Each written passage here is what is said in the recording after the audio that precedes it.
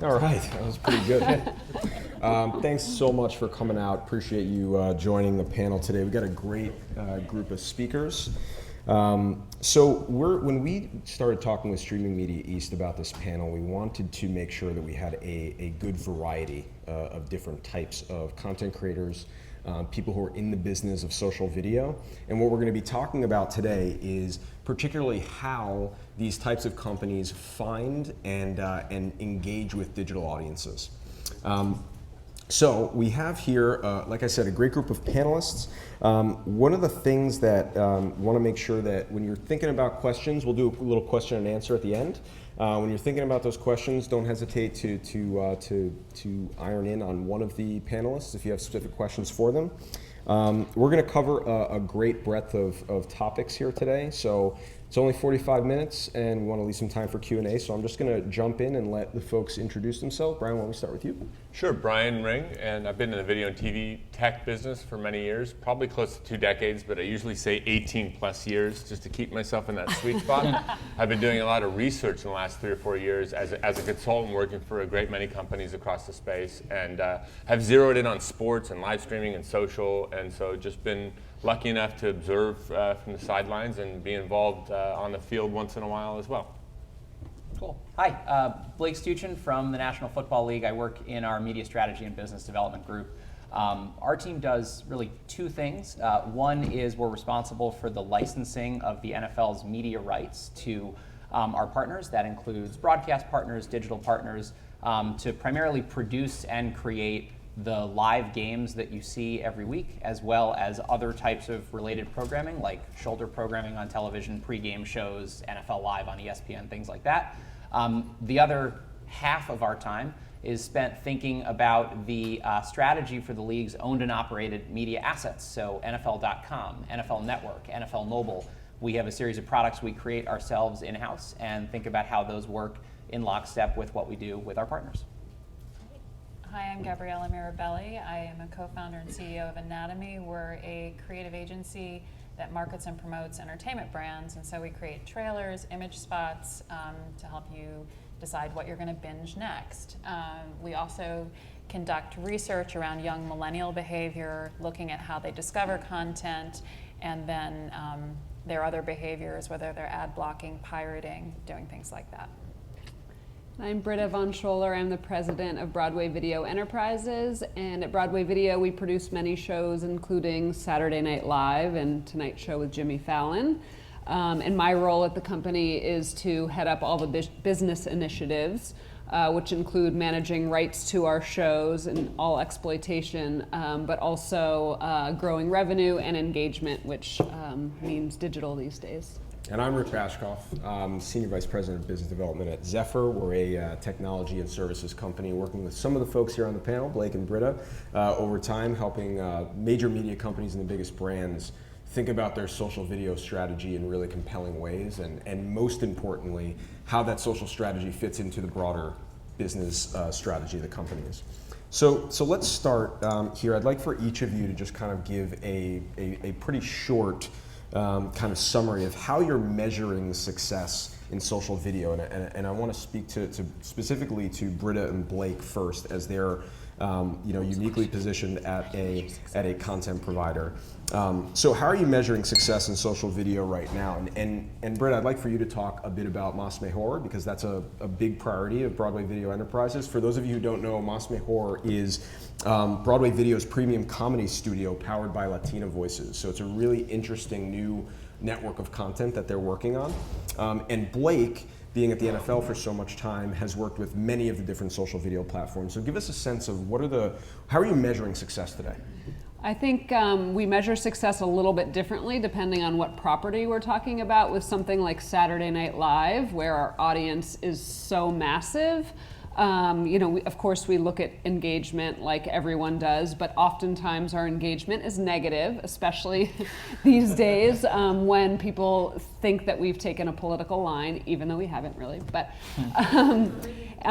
so engagement certainly, but we look less at positive and negative feedback. When we're talking something about Mas Mejor, which is very new in our social feeds. We haven't put any money into building them, so our audience on our social feeds is very, very small.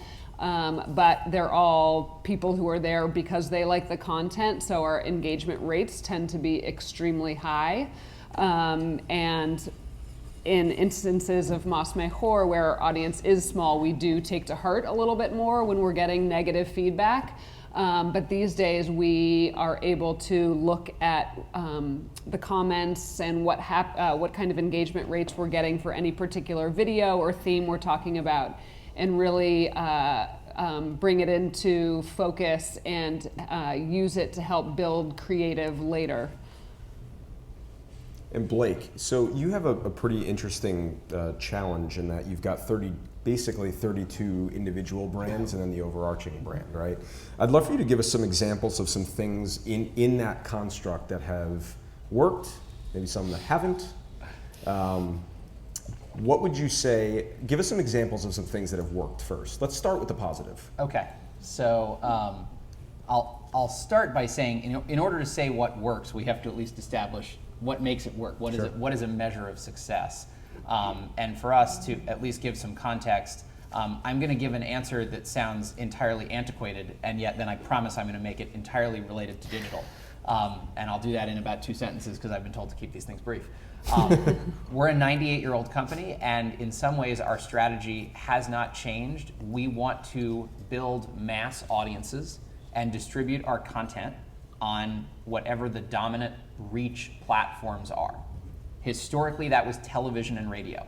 That's the really, really old way of saying our strategy actually hasn't changed. The landscape has just gotten a lot more complicated.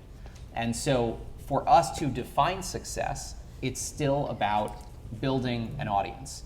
We're a league. We're also 32 clubs that we represent and work with. And so in order to be able to define what does success look like and how all of the various KPIs and social video metrics and all of the things that we would all look at in this room to establish that, we have to start by saying our goal starts with building fans and building fandom. And where those audiences grow, ultimately, we've found there's also opportunity to generate revenue and drive strategic value for us and for our partners. What's worked? There are plenty of things that haven't worked. That's really easy to point out. But no, I'll pick one example because I think it's a good one in sort of the theme of social video. We launched a partnership with Snapchat in 2015 ahead of the 2015 NFL Draft. And for those who may not have watched any of the coverage or familiar, the draft has become an incredible media event. It's sort of the signature tentpole of our off season. And it is a compelling experience for people who are not only NFL fans, but also fans of college sports, because so many of these players are graduating from or leaving their universities. They have ties to a community, and people who might not even be fans of an NFL team have fallen in love with and followed players from high school and college, and now they want to see where they're going to go when they turn pro. We launched a partnership with Snapchat to create what was then called Live Stories. They're now called Our Stories. I see nods, that's generally good. And we had this idea, the program, the way it looks is something that was different, that we hadn't done before, which is that the presentation of that story tells what it's like to be at this event. And one of the things that's so interesting about the draft is there's a lot of things that are happening backstage. There are a lot of things that are happening not even on site. What you see on television or what we've historically clipped and put up on digital only told one side of what's actually going on. But what's happening in the green room? What's happening for the players who are there at home with their families because they're too nervous to go? What's happening at all of the universities around the country that care deeply about these players? And so the really quick version of this and what worked about it, and it ultimately, this first one alone, I think reached north of 30 million people, and it's grown considerably since there, was we worked with Snapchat to create a single piece of content that what you watched on the night of the draft was, and if you've seen any of these stories, they go from sort of piece to piece. The first snap, the first 10 seconds is our commissioner, Roger Goodell, comes out and says, with the first pick in the 2015 NFL Draft, the Tampa Bay Buccaneers select Jameis Winston, quarterback, Florida State. Crowd cheers, there's some celebration, things like that. Immediately cut to a video clip that was live and captured on site in Tampa Bay, where the Bucks actually had a massive draft party. All 32 of our clubs have big events. Season ticket holders are there, sponsors are there. And the fans on the field in Tampa Bay are celebrating. They think they have their quarterback in the future. Cut immediately to Tallahassee, where fans at a bar at Florida State University are saying, oh, celebrating that the person who had led them to a national title and won a Heisman Trophy is now a quarterback in the NFL. Bounce right back to the second pick and go on from there. There was video from Hawaii. There was video from nearly every state. It was a pretty cool execution for us and something that we hadn't done before. And the fact that ultimately it reached a lot of people checked that box that I promised we'd come back to after 98 years. That's great. No, that's a great piece of content. I remember seeing that as it came out. So Gabriella, when a client, let's say like the NFL or Mas Behor would come to you, right, and you're trying to craft a strategy for the release of this type of content, what's some of the research and data that an agency might look to include? Well, one of the things what we're working with is these networks, and so they have their programs and then their larger brand, and the larger brand is really important for them because it then, when you're launching new properties, you'll use that brand to help discover those things, and as the entertainment landscape becomes more and more complex, you need a way in, you need a hook to get people there to try it. So one of the things that we've started measuring in terms of the social piece is engagement and how engaged people are, and that links back to their brand awareness beyond just the program. And we've done some survey we're going to release at the end of this month around the ability of young millennials to connect programs with their mother brand, if you will. Sure. It's not that great, sad to say, and it needs to get better because otherwise nobody's going to know. I mean, everything is everywhere, and so if you want to draw people to view it on your location, to not be pirating, it's all about engagement and brand awareness. And so we've looked at what engagements correlate most highly with ratings. We haven't established causality, but there's definitely correlation. And what do you find from your clients the engagements that are most meaningful? I'm not sure I'm following your question. What your clients that come to you, when you're talking with them about engagements, what do the clients come with kind of a pre-existing idea? Well, we of come what's to most them with important? what we think. Sure. I mean, because ultimately we're saying, well, what's your revenue model? What are you trying to do? And so we share what we understand to be the most important. It's actually reactions. That's the highest thing, and then it's comments plus reactions, then shares, and then comments alone. We also share with them what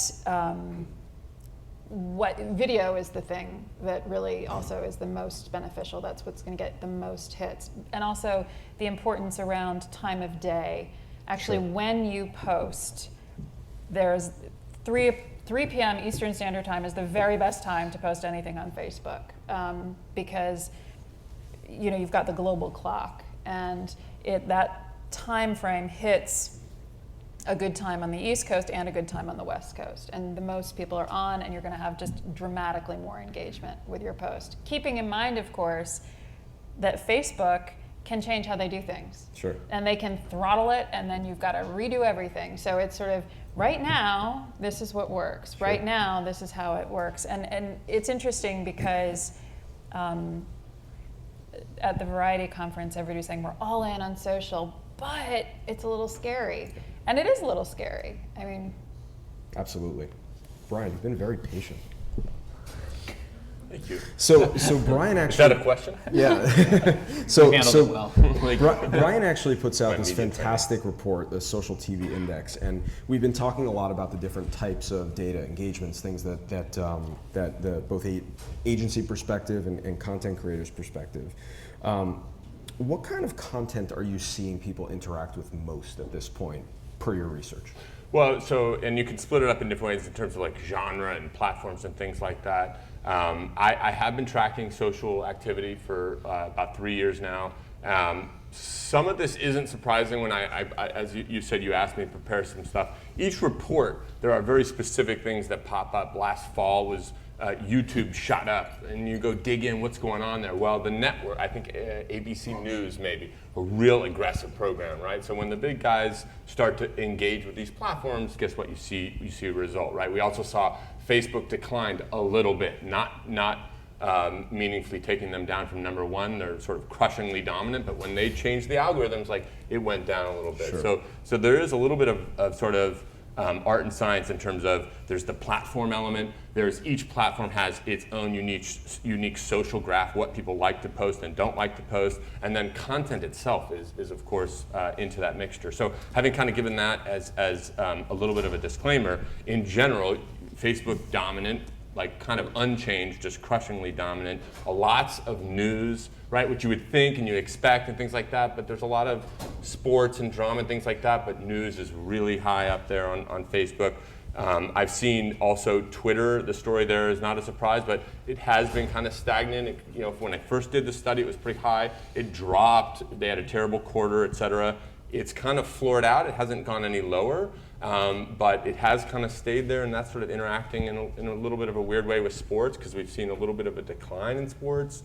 I'm not sure how to read that just yet, because at the same time, Snapchat, Instagram, which is heavy in sports, and YouTube, which some people may not call a social network, right? So there's some really subtle things here, but YouTube, Instagram, and Snapchat definitely on the rise. So those are, I guess, some of the broad trends that we've been looking at over the last few years. Great. And so what do you see some of, again, per your research, what are you seeing some of the tactics that the content creators are doing, or they should be doing in social TV? Yeah, I guess so. One thing, I was 5 years at Ericsson, and we built like Cloud MAM, and in 2011 we showed behind closed doors this clipping system, and it was a company called Snappy TV. I think probably everybody's familiar with Snappy TV now, right? So they've been at this for 6 years, and literally I think maybe a year or two after that, I had a chat with Mike Folgner, the CEO, and I said, look, what you guys are doing is amazing. This is super important. The NFL's done great work. The NBA's done great work. But I said to him at the time, in a classically ring like 5 years too early, I said, look, there's 4 or 5 major broadcast vendors that have very high-end real-time editing systems, right? Stuff in the trucks, very expensive stuff, not your digital stuff that grabs a single feed from the CDN. And I've basically been waiting for that to happen. And the big news for me at NAB, basically, and just talking to a lot of people, is it seems to me like those broadcast vendors are actually finally kind of in on the game, where what we're going to see, I think, going forward is not just the one clip that Snappy could take, off the CDN, but, and NBA is doing this a little bit as well, but, zoomed in views, multiple angles, text burnt into the video so that I have a little context if I'm in public and not listening to audio. So to me, I think that kind of real-time editing is gonna be amped up significantly. And then just to tail it off with the obvious, a ton of Facebook and Twitter. I mean, all these brands have built so much reach off these social platforms, and now you get even a guy that I don't like, this is a longer sports story, but Yasiel Puig, right? Who's like a Dodger, and I should be a Dodger fan, but I'm not, I'm a Giants fan. Long story short, even I am sitting there watching the guy because he's having so much fun at the playoffs, behind the scenes doing the selfie streaming thing. So there's a lot of fun stuff like that it's obvious to say, but we're gonna see more of it. Yeah, that's great. So you brought up something that I definitely want to open up to the group, is this idea of where do you put YouTube, right? I think this is something that a lot of customers, we see at Zefr, how do I categorize YouTube? Is it a distribution partner? Is it social? Is revenue the goal? Is brand awareness the goal? Traditionally it's been difficult to kind of convert off of some of these social platforms without a paid media strategy. So Britta and Blake and Gabriella, how are you seeing YouTube right now in general? For us, again, I think it depends on what piece of content or what series you're talking about. For Saturday Night Live, people are trained to go there on Sunday morning and look for clips that they missed.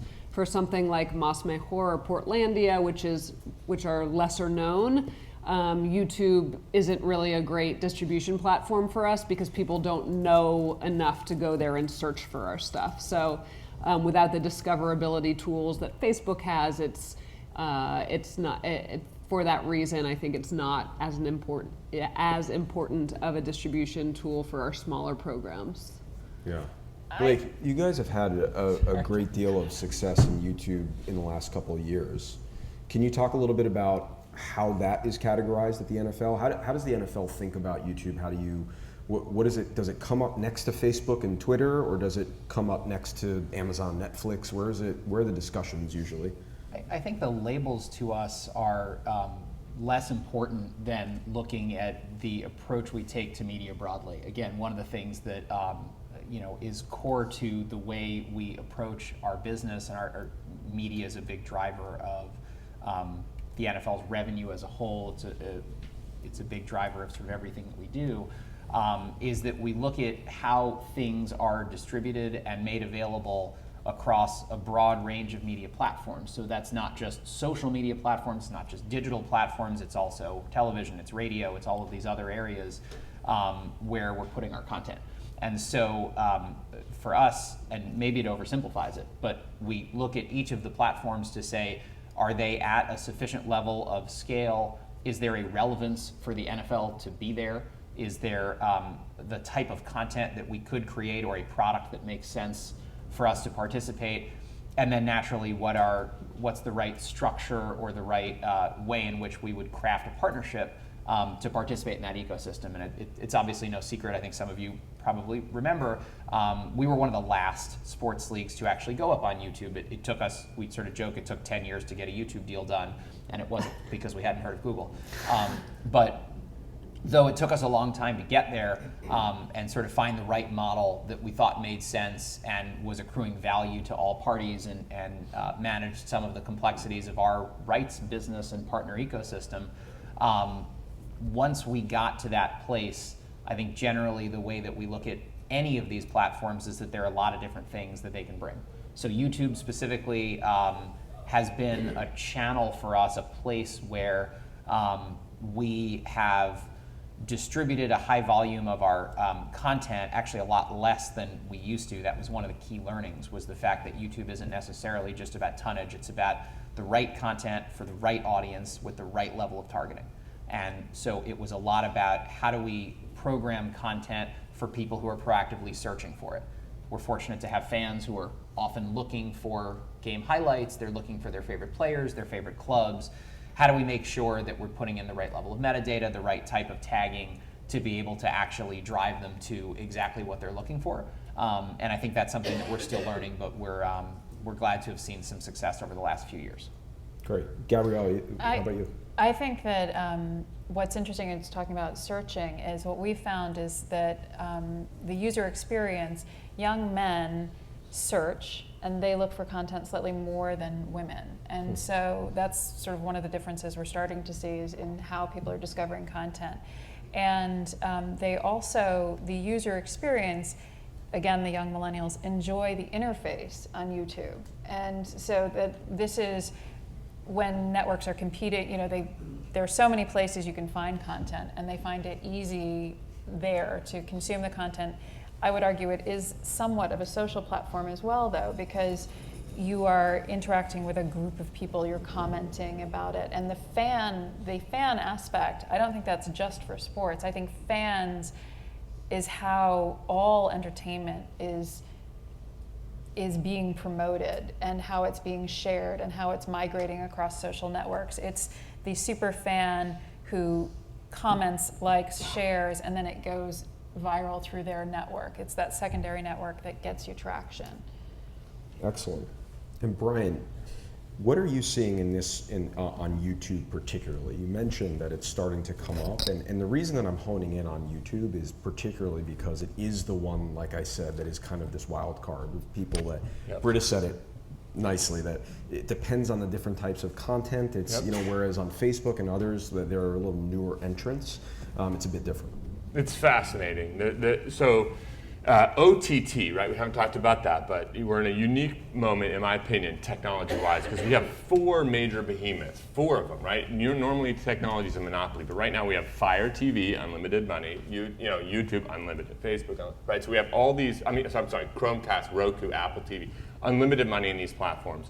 And then you think about great piece on LinkedIn by a guy at Comcast who's a super involved with X1, very in touch with UX. And he made the point, we've outgrown the sort of app store, right? And I wrote an article about this too. It's like, what do we call those things that are, Roku called them channels. And I remember hearing that a few years ago, and I'm like, those aren't channels really. Like, are they apps? Are they, right? So I started calling them tiles.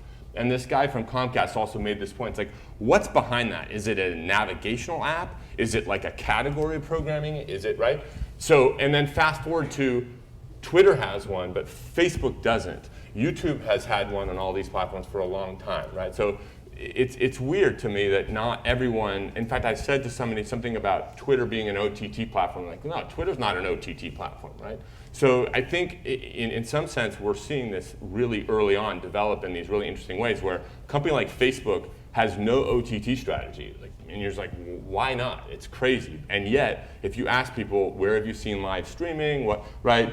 They're crushingly dominant and without any of that. And then YouTube on the other side, nobody thinks I think it's a social, but not a lot of people view it as a social network, right? But if I'm in a discussion with people trying to figure out something interesting, or they heard something or did something or whatever, YouTube's kind of a go-to place. So it's an example where these companies, depending on their kind of strategy on this stuff, they can kind of help to define where they're going to fit in that ecosystem and how much sort of air they can breathe in it. Sure. I don't think that answered the question, but it seemed interesting. Well, I'm certainly not going to argue with that. So it's, I think you bring up live, which I think is really interesting because for years we've kind of in the social space been told it's supposed to be on demand when the user wants it, and now we're seeing some of these platforms kind of gravitate back towards the live viewing, right? Pretty interesting as it's come up in the last year or so. Gabriella, you It's thought on that? consistent with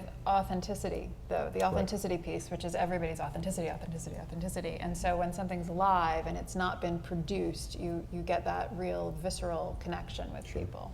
I think I'll add one more thing, which is I think a broad trend taking place for many, many years. Of course, you have fragmentation of audiences, fragmentation of viewerships, et cetera. What I call sort of like the genreification of media. So that news is starting to have its own business model, its own set of audiences, its own set of, sports, its own set of audiences, its own set of, and so in that context, binge viewing, I mean, who wants to be, dealing with pop-ups and this, that, and the other when you're watching House of Cards? It's a very different kind of an experience. But if it's news, if it's sports, if it's events, there is something very emotional, very sort of global, and I don't want to get too sort of California woo-woo here, but I have also done a lot of research in the area of DVR and time shifting. Time shifting is one of the biggest trends in TV over the last couple of decades. And what's interesting is that I'll give just a little story of a guy I was talking with at an MVPT. He says, because you know what, it's weird. If I have a sport recorded to my DVR and I know it's recording, for some reason, like I have to get to live. But once I get to live, like I'm okay to sit back and enjoy it live. And there's something so interesting about the idea that people feel connected, watching a similar event at a time. So I think that's just a really important point in watching these things evolve. That, yeah, I think live's, it's very powerful and connected to the on demand too. And Blake, arguably NFL's product is in its best form live, right? And you guys have pushed the envelope as it relates to partnerships with social platforms. Can you talk a little bit about the Twitter partnership and kind of how that's come about? You recently renewed that deal. And kind of given the fact that, I mean, we've been talking for about a half hour now, and we're just mentioning Twitter, right? So talk to us a little bit about the how that relationship came about and kind of how it's progressed over time. Because Twitter arguably has been in this game a little longer than the other social platforms. Yeah, it's funny if I had to pick just a few words to describe each of these social platforms, whether you call YouTube a social platform or not, apparently the jury's still out.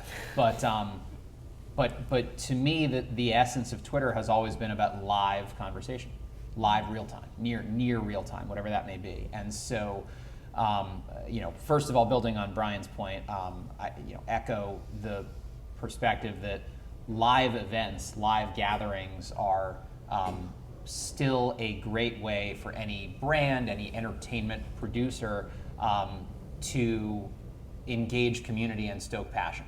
And sports are, and certainly NFL in particular, is an area where we care a great deal about live. Ultimately, the live game experience, whether inside of our stadiums or watching on a Thursday, Sunday, or Monday night, is the best way to be experiencing that content. We've obviously been doing live for a long time, and it's a big part of what we do. And then live beyond the games is a really interesting and new area that we continue to focus on. What does live mean for less heavily produced content? What does live mean when we're taking NFL Network talent or a correspondent or a former player and bringing you into the locker room, bringing you onto the sidelines before games kick off? There are a lot of things there that we look at and continue to experiment with, because it's such an exciting time given these new technologies that are, at least for an organization like ours, creating great opportunity, and we think providing new ways to show our fans how they can get closer to the game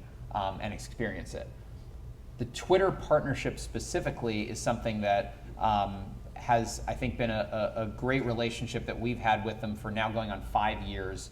We were one of the largest partners of Twitter's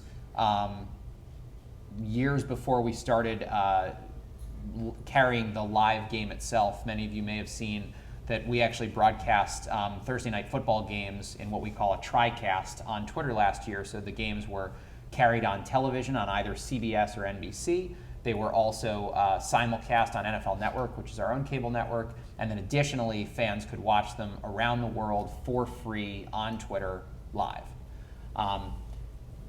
You probably saw in the press while and we thought it was a great success for both parties. I think it was a really interesting test of not only the platform, but also, as I think about for this conference, the technology infrastructure behind being able to support millions of peak concurrence watching an HD feed of 4K video in real time.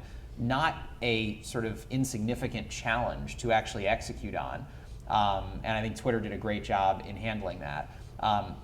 Those rights have moved on to Amazon this year, and so we're going to be working with Amazon on the video side, and think there's going to be a lot that we'll be able to do with them, and I'm looking forward to it. On the Twitter side, what we were focused on was saying we have 192 million fans across league, club, and player accounts just on Twitter. That's just people who are following either NFL clubs, the league, or all of our players on Twitter. It's still a huge platform to engage those fans. And one of the things that's been so interesting about Twitter is that as it's evolved, this platform for live content is increasingly interesting. So what we sought out to do when working with Twitter this year was to say, how can we take the next step on things that we've learned in the future? What hopefully some of you in this room have already seen over the last 5 years, and what we're going to continue to do is put in progress highlights, those near real-time moments. You see a spectacular catch, a great play, a controversial call. You'll see that pulled right away from some high-quality software that enables us to do that in near real time, and putting it up right on Twitter right away. We've done that for years. We're going to continue to do that in a bigger way. The other thing we started testing was when Periscope launched, we were one of the first partners to actually create live streams, not heavily produced, actually just sort of more in line with slightly better than a shaky hand iPhone video at this point, but we're getting better. But showing things like warm-ups on the field before the game begins. How can you get that much closer to the access that you'd only experience by being embedded within a club? Things that even the biggest fans will never be able to see anywhere else. It's a really interesting place to do that. We started doing that last year. We're going to roll that out this year with every single one of the national primetime games. So Monday night, Thursday night, Sunday night, some of the other games as well throughout the playoffs and throughout the regular season. You'll see that. And the last piece, and the one that for us was, we thought a really interesting step forward with Twitter for this year, is how can we take advantage of this really interesting platform that they've built now with original programming? And so we announced last week that we're producing a 5 days a week show, Sundays through Thursdays, throughout the year. We're going to actually have an original 30-minute show on Twitter. And it's going to carry everything from daily news and analysis to also leading right into the live game itself. So one of the things that's so interesting about these digital platforms is the idea that we can tap into fans that are already on their devices, already watching. And you can imagine signing off from the end of watching this feed and fans being able to tune right in then, being reminded they can go watch the game on the next platform. Interesting. Britta, coming from the production company behind Saturday Night Live and now moving into thinking about social video in a live scenario, what are the biggest differences as it relates to kind of in the like using data and the content creation aspects of going, you know, like at Zefr, we've helped this SNL and NFL brands build kind of the video on demand pieces of the strategy. I'm curious, kind of how do you think about live when it comes to some of the new projects like Mas Mejor? Live specifically. So, you know, back before digital, we would get our ratings in basically 5-minute increments. So couldn't do too much in terms of informing creative. Now on digital, it's obviously very easy to see what's resonating with people on a mass scale or on a smaller but really engaged scale. And we're trying across all of the shows we produce to use those insights to help drive creative. For a show like Saturday Night Live, that's pretty difficult, partially because we've been doing it for 42 years and we really stick to the same rules that applied, or our handbook that applied 42 years ago when we started the show. But for something like Mas Mejor, which is not live obviously, but we can really look to see what's working and what's not working and are trying to use our social platforms as more of a development tool. And now we are in the process of writing and producing a few pilots that are based on some of the shorts that we've produced for Mas Mejor. And we can, we have good insight obviously into what people want to see at what time periods, what's the cadence of comedy versus action, etc. And we can apply that to long form, which will hopefully be really helpful in terms of creating more successful shows. Excellent. Well, I want to thank the panelists. I want to open it up now for some questions. Anyone have questions? Raise your hand. Sure. For Blake, a couple of questions. You mentioned about the original programming for Twitter. Are you leveraging the existing trucks that go there for the game, or the venue production system, in-venue production system, or remote production, where you're taking it back to a centralized facility? We're still working on it right now. It's a great question, and we just sort of came together quickly. So as we look ahead to really late August when we'll launch, we're figuring out some of the details that range from what might seem as mundane as what's the name of the show going to be, to how will we actually execute on that. So we'll know more in the next few months as we sketch it out. And part B, wait, I had a part B. Yeah, no problem. There's not a maximum. The B is for the fantasy gaming platforms. Have you thought about actually creating social replay specific to personalized gaming on your platform? So in other words, a lot of people look at fantasy gaming and they'll go to one of those channels like Red Zone. Mm-hmm. Red Zone, you have to wait to see your player. Do you see where the on-demand aspect will be where you can actually just get all the feeds and pull them together for your own teams? Absolutely. I think so. I never resist. Thank you for teeing me up for this question. How many fantasy players in the room? Anybody? That's pretty good. Okay. Fantasy players are. We love all of our fans. Fantasy players are great because they are some of the most avid, most passionate fans. Our data would tell you that a fan who goes from being just a casual fan, or even a dedicated fan of a club, a season ticket holder, someone who watches every week of that club, when that person becomes a fantasy fan, the multiples on the amount of time spent watching every other game, all of the other content and things that we produce, is just multiples bigger. It's exponentially bigger than casual fans. We love fantasy fans, so thank you for the question. As to specifically How we serve that up, there are a couple things that we do. We have our own fantasy game, NFL.com Fantasy Football. Please go ahead and join. That's a shameless plug, thank you. But one of the things that we've been doing since we launched that platform a few years ago is we have the metadata to be able to support providing personalized fantasy highlights inside of that container. So if you're following our Game Center tracker, if you're a fantasy player, I promise I'll get out of the weeds really soon. If you're following our fantasy game tracker on a Sunday, so you've got a quarterback who's on your team, that quarterback throws a touchdown pass, you'll actually get that highlight inside of our fantasy game center. Could it be better? Could we be faster? Could the infrastructure to continue to improve to manage some of the personalization? And could we all do this on top of distributed platforms so that over time, is there a vision that there's some sort of better and more personalized, authenticated user experience that shares data across, say, a series of social platforms and our own? Yes, we'd love to do that. In the meantime, we think that what we've built with our product is actually a pretty great experience and something that we'll continue to grow from. Great, yep. I think one of the frustrations a lot of publishers have, especially with Facebook, is that the monetization side of it hasn't really come. There's a lot of content we push into the platform, and we're obviously reaching a large audience, but we haven't seen the payoff. Is the only way truly to make money off Facebook is to go into the branded content side of the game to really see the monetization, or in your cases, a sponsorship or a partnership type of situation? Go first.